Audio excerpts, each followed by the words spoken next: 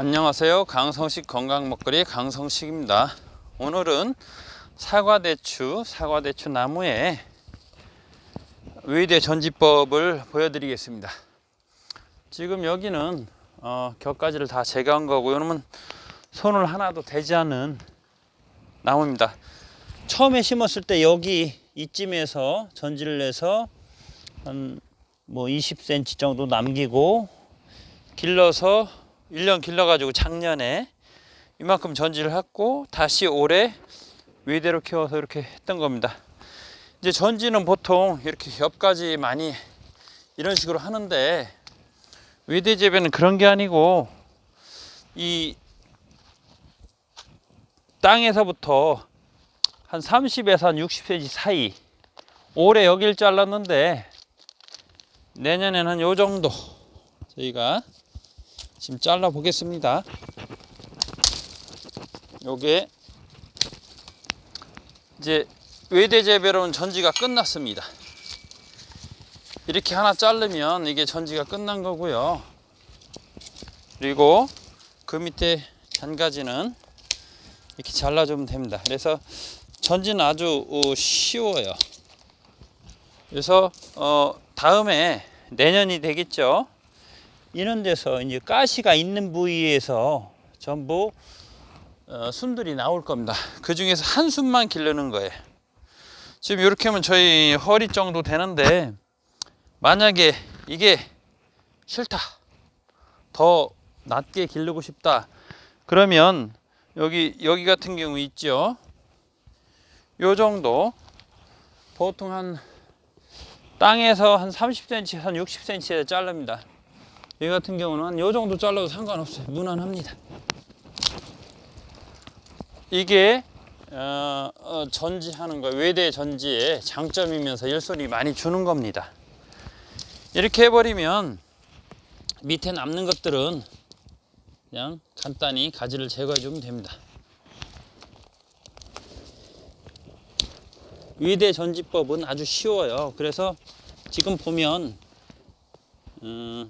하늘에서 보거나 아니면 옆에서 봐도 그냥 말뚝 하나 박혀 있는 정도, 요 정도의 외대 재배법입니다. 그래서 외대 재배는 쉽습니다. 전지가 뭐 그렇게 큰 기술이 드는 것도 아니고, 그냥 저기는 좀 여기 보시면 얘는 좀 허리 정도 제가 잘랐지만, 얘는 낮게 무릎 정도, 뭐 얘는 여기 잘라도 되고 여기 잘라도 되고 어디를 잘라도 상관없습니다만, 가급적이면 마지막 잘랐던데 위에서 한 겹까지 빼고 이렇게 잘라주는 게 훨씬 좋습니다. 이런 식으로 계속 이제 그 전지를 하면 되는 건데요. 이렇게 하면 이런 것들 나르기가 좀 그래서 저는 자르기 전에 항시 조금 번거롭더라도 이런 겹가지를 자르고 나서 나중에 자릅니다. 이제 이런 그 겹가지를 나르기 쉽고 처리하기 쉽게 하기 위해서 이렇게 보통 합니다. 그리고 나서 일괄적으로 높이 맞춰 잘라가는 방법이 있어요. 그래서 지금 외대 재배는 이렇게 간단하고요. 또 하나 보시면 이제 잘 보이게 한번 더 해보겠습니다. 보시면 금방 자른 그런 외대 재배했던 것들이죠. 요건 아직 안 잘랐습니다. 금방 잘랐던 걸 한번 가서 살펴보겠습니다. 자세하게. 밑에는 저기 딸기가 있지만, 요건 조금 전에 말씀드렸던 제 허리 정도 높이, 여기 보면 처음에 잘랐던, 작년도 처음에 심을 때 잘랐던 것, 그리고 작년에 길러서 여기서 잘랐습니다. 작년에 길러서, 그리고 올해 2020년도에 길러서 여기서 지금 방금 잘랐습니다. 밑에는 훨씬 더 제 무릎 정도 높이로 잘랐어요. 요거 이제 외대 재배로 전지한 겁니다. 대추나무를 저렇게 놔도 또 자라겠냐 하지만 잘 자랍니다. 여기는 허리하고 무릎 중간 정도. 여기가 올 초에 전지했던 것, 올해 키운 거 전지한 것 한 가지만 놔둔 겁니다. 외대 재배는 이렇게 싹둑 자릅니다. 지금 이제 앞으로 금방 보여줬던 것처럼 이렇게 격가지를 이렇게 잘라 놓고 높이 맞춰서 싹둑 잘라도 되고, 지금 저렇게 격가지를 놔둔 채로 잘라도 됩니다. 그래서 지금 요건 심은 지 2년 되는 거고요. 옆에를 한번 보겠습니다. 옆에는 올해 심은 겁니다. 올해 심은 거 제가 어느 정도 전지를 다 해놨습니다. 해놓고 아직 외대 재배용 그 전지는 아직 안 했습니다. 지금 한 2개 남겨놨는데요. 그걸 제가 지금 전지하면서 설명해드리고 보여드리겠습니다. 한번 보시면 될 것 같습니다. 잠깐만 맞춰놓고요. 여기 보시면 이제 이게 올해 길렀던, 올해는 좀 덜 컸죠. 올해 여기쯤 전지를 해줘서 올해 요만큼 길렀습니다. 올해 도중에 여기를 순을 집어줬었고요. 그래서 요 정도 놔두고 싹둑 잘라주면 이게 지금 이제 외대 재배용 전지가 끝난 겁니다. 그래서 이것은 파쇄해서 버리면 되고, 또 한 가지 하나 더 보겠습니다. 요것도 마찬가지입니다. 지금 제 한 25cm 되는데 한 30cm 요 정도, 큰 어떤 룰은 없습니다. 이렇게 해서 잘라서 놓으면 이게 전지 끝입니다. 그래서 2년이 됐든 3년이 됐든 4년이 됐든 그 본인이 원하는 높이, 뭐 저는 이제 보통 키는 틀리겠지만 한 30cm에서부터 한 이 허리 사이에 본인이 원하는 그런 높이에서 자르면 되고요. 대추나무는 자세히 보시면 가시가 있어요. 가시가 있는 데서 주로 싹이 새로 나오고, 여러 가지 여러 싹이 나오면 그 중에 한 싹 하나만 기르면 다시 이런 식으로 자라는 거예요. 그리고 그놈을 그대로 다 놔둬요. 놔둬서 제 키가 아마 보일지 모르겠지만 본인이 따기 좋은 뭐 그 가슴 높이라든가 이 정도에서 순을 집어주고, 위로 올라가는 순을 집고 옆으로 퍼뜨려서, 그리고 너무 크면 또 순을 집고 해서 이 격가지가 새로 나오는 순의 격가지가 6개에서 한 10개 사이에 일치하도록 하고요. 그렇게 해서 재배하는 것이 외대 재배 특징이고, 지금 이제 여기 보면 요거 지금 잘라 놓은 거예요. 이런 식으로 전체가 다 잘라져 있으면 전 밭이 심어 놓은 것이 없는 것처럼 보여요. 그래서 이 싹이 한 5월쯤에 나오니까, 지금이 12월 27일이에요. 오늘이 2020년 12월 27일인데 2021년 4월 말 5월 초까지는 이 바닥에 뭔가를 심어도 돼요.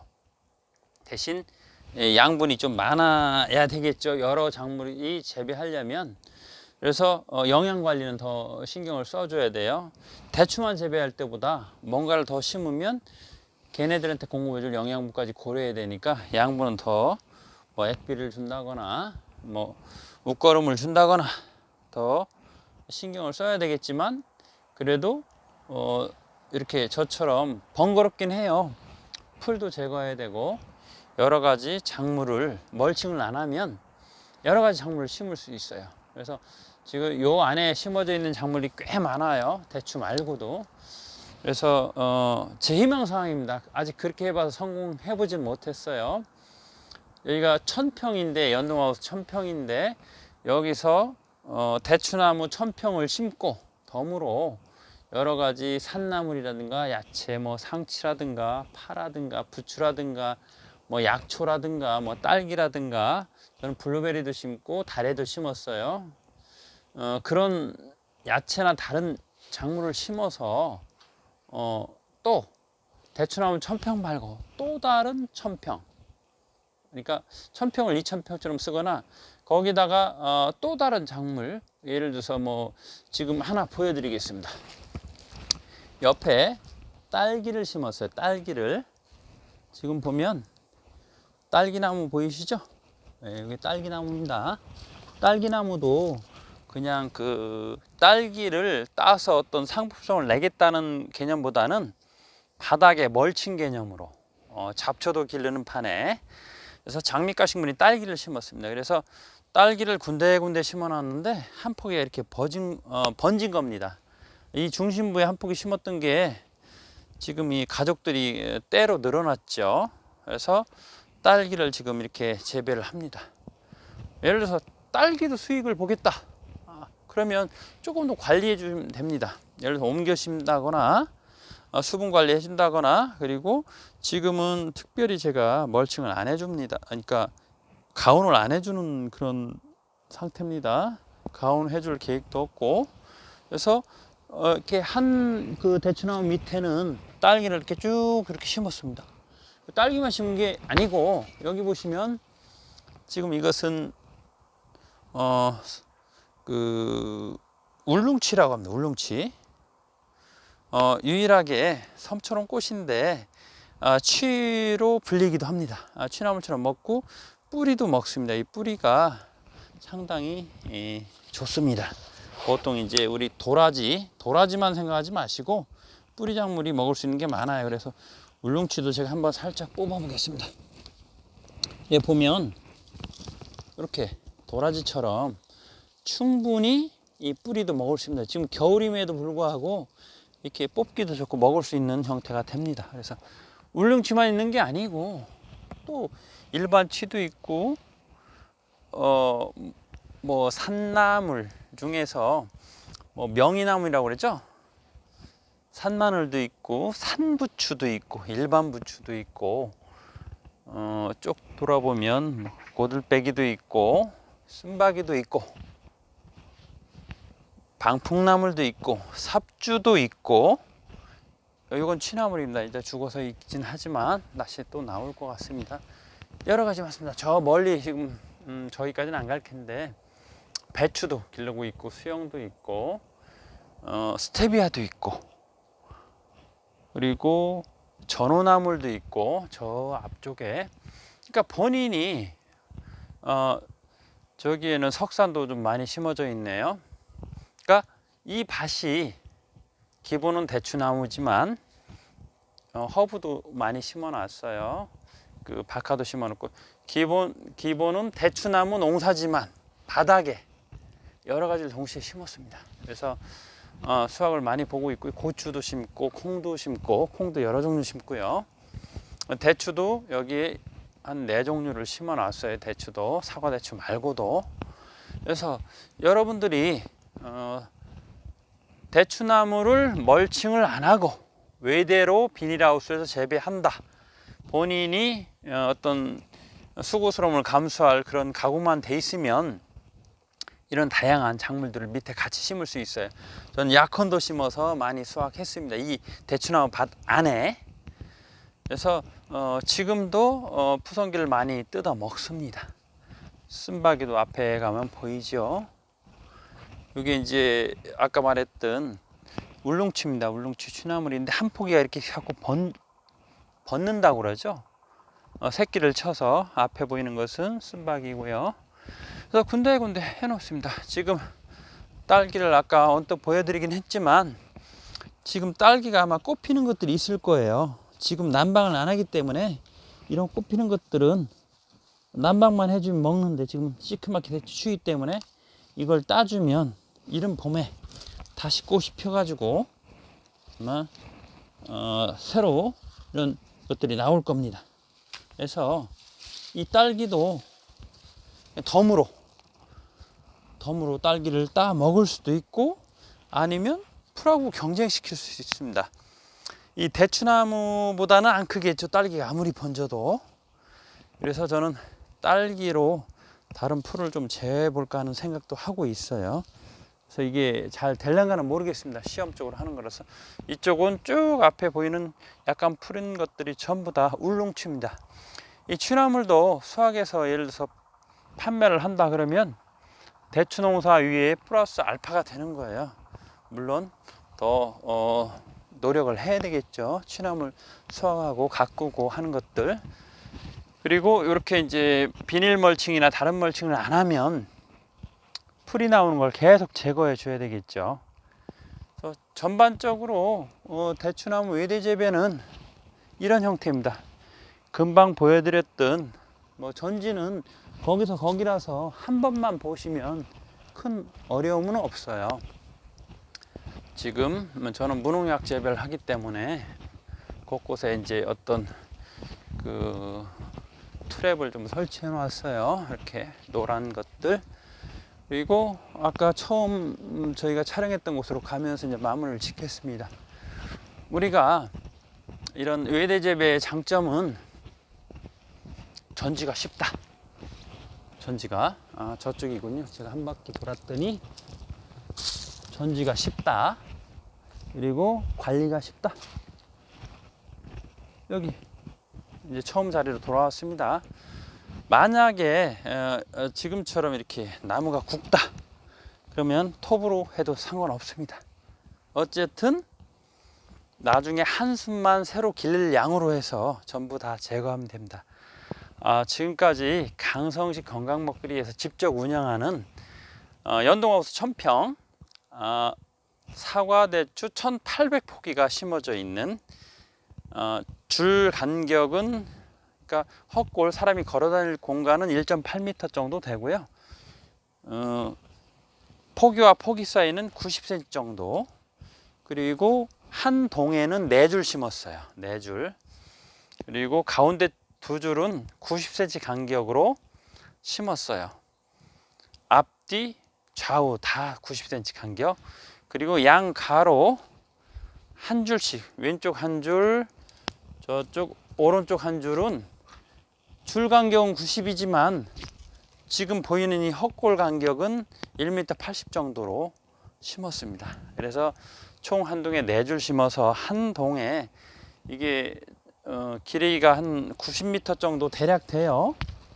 그래서 한 300포기 정도 이 한 동에 심었습니다. 그래서 6동이니까 저는 1800포기를 심었습니다. 지금까지 살펴본 것은 강성식 건강먹거리에서 직접 운영하는 온당 농장 사과대추 외대 재배 비닐 멀칭 없이 풀을 손재초하면서 키우는 그런 사과 대추 농장의 모습을 외대 재배 전지법과 함께 알려드렸습니다. 궁금하신 것이 있으면 댓글로 또는 연락처를 연락해 주시면 아는 범위 내에서 제가 말씀드리겠습니다. 지금까지 시청해 주셔서 감사합니다.